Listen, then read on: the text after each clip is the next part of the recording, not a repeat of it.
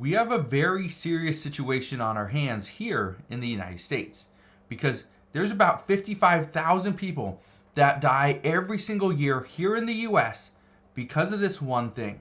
But this one thing is actually not getting the pushback, and we are not fighting against it like we should be. Now, I want to address what's going on here, what this one thing is, who is pushing back and who isn't, but also explain what the Biden administration is doing to almost promote this and increase the amount of deaths here in the United States. So I'll break that down in just a moment. All I ask is one thing, takes 2 seconds. Go ahead, hit that like button if you enjoy these daily updates. And now let's begin.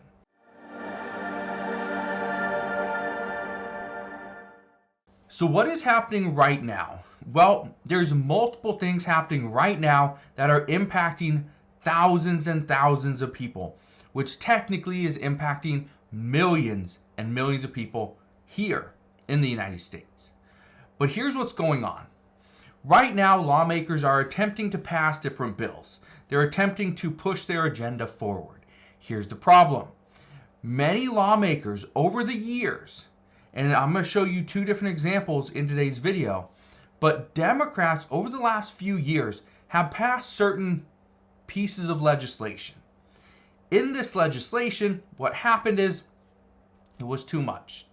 It was too much. It's taking the lives of thousands of people, and it's forcing thousands or millions of people into the United States. Let me just show you a couple examples. So President Biden, as of right now, is left with very few options in order to address this immigration surge. And he is asking for former President Donald Trump to join him on his side and tell Congress to pass this border security bill. But if you remember, the first day in office, President Biden, he decided he wanted to pretty much flip what former President Donald Trump did, and he almost opened the borders. He made it much easier to get into the United States, and you just get released. Well, guess what he's doing now? He's flipping. He's changing it all, and now he wants more border security. Well, guess what? It doesn't stop there. There are other places that are asking for a change. For instance, look at Oregon. It says liberal Oregon U-turns passes bill to recriminalize hard drugs as overdose deaths skyrocket. It says the passage of the bill all but ends a key liberal policy. That was from today.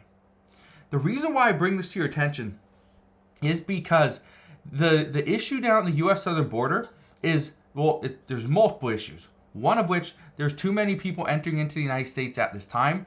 The second one is what the United States Border Patrol is actually finding. Look at this.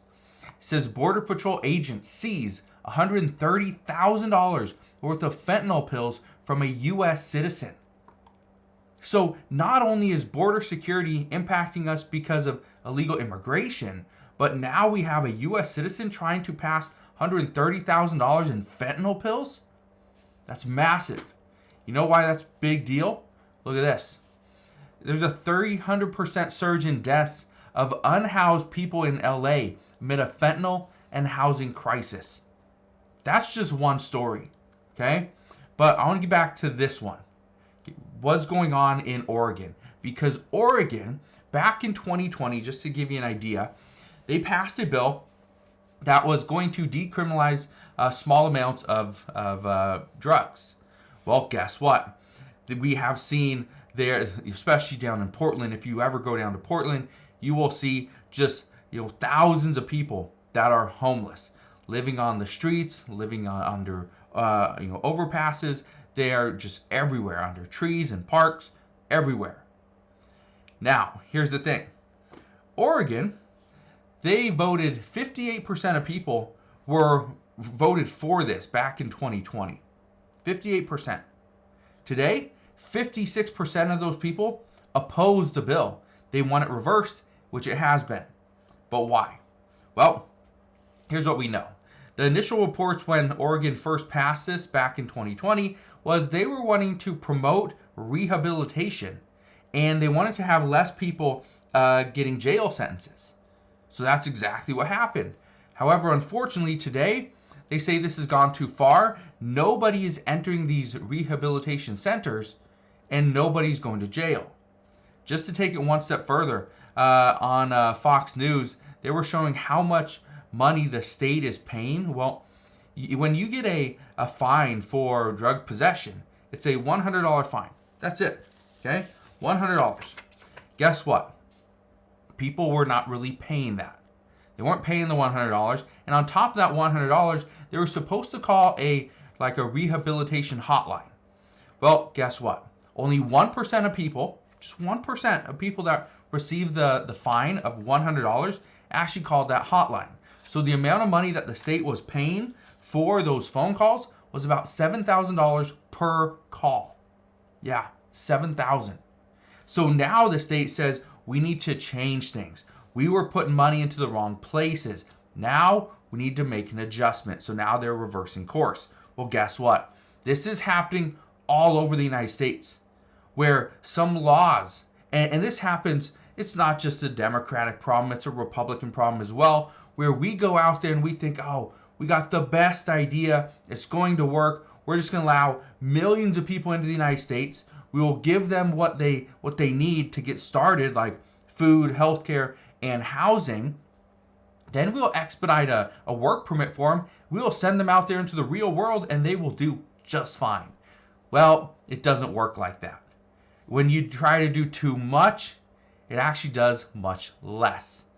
This is what we're finding out. And so right now, lawmakers all over the United States are almost looking for ways to not reverse what they originally passed, but find a middle ground. And I bring this to your attention because of one thing. We have many issues here in the United States. Some are Republican issues, some are Democratic issues, but they're the same issues. It's just there's one option versus the other. How are we going to deal with it? What is the solution? Well, based off of what we've been hearing lately, more and more lawmakers are putting their plan together, like a Republican plan and a Democratic plan, then taking those two plans, pushing them together and figuring out where is some type of middle ground. What can they do? Well, here's the thing. If they work together, they can potentially pass a bill that would solve a lot of our problems.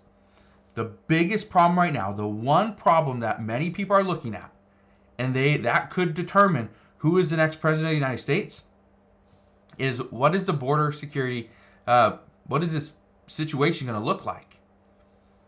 I wish I could tell you. I wish I could say that the U.S. border is going to be more secure. We're not going to see, potential terrorists come into the United States. We're not going to see that. I wish I could tell you that, but I can't because I don't know. All I know right now is there's little issues happening in the U.S., one of which is part of the bigger issue that when more people enter into the United States through, not proper ports of entry, right, through gaps in fences, going through the river, crossing through the beach in San Diego, when more people enter that way, and the Border Patrol just allows them to continue walking into the U.S., the problem is there will be more illegal drugs here in the U.S. There will be more, contraband all over the place. We are going to find this. And so, what happens moving forward? Well, this is where we have to stay alert. Because right now they're saying that, 55,000 people, about 150 people per day, pass away because of fentanyl overdose. So, it is a serious problem, but as of right now, we don't have a serious solution. So, all I can tell you right now is I'll be here every step of the way. I'll fill you in on all the latest news and updates, but as of today, that is all we know. So again, thank you guys for watching. Consider subscribing. I'll see you guys on the next one.